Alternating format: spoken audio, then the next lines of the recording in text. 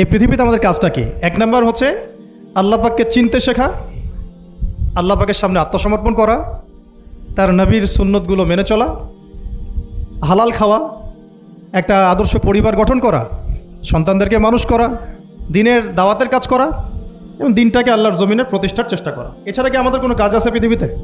বাকি যে কাজগুলো সেগুলো আনুষঙ্গিক এবং সেগুলো ইবাদত হিসেবে গণ্য হবে যদি আল্লাহর জন্য হয় এবং রাসূলের তরিকায় হয়। যেমন কেউ যদি ঘুমানোর কাজটাও তো ইবাদত, যদি সেটা রাসূলের তরিকা মোতাবেক হয়। সিম্পল। খাওয়া দাওয়া করা আমরা আমাদের চাহিদায় খাই, কিন্তু এটাও ইবাদত হিসেবে গণ্য হবে যদি খাওয়ার সুন্নাতটা আমরা ঠিকমতো আদায় করতে পারি। তাহলে প্রতিটা কাজই সুন্নাহ এবং ইবাদত হবে যদি আমরা সেটা তরিকা ঠিক রাখি। মূল কাজগুলো কি?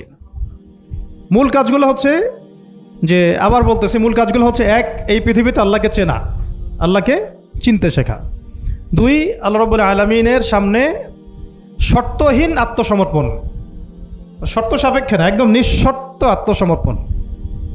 তিন, আল্লাহ পাকের সমস্ত হুকুম আহকামগুলো মেনে চলা। চার, রাসূলুল্লাহ সাল্লাল্লাহু আলাইহি ওয়াসাল্লামের আদর্শ প্রত্যেকটা কাজে বাস্তবায়ন করা, সুন্নতের উপর থাকা। পাঁচ, হালাল খাওয়া। ছয়, আদর্শ পরিবার গড়ে তোলা। সাত, সন্তান প্রতিপালন। আট, সৎ কাজে আদেশ। নয়, অসৎ কাজে নিষেধ।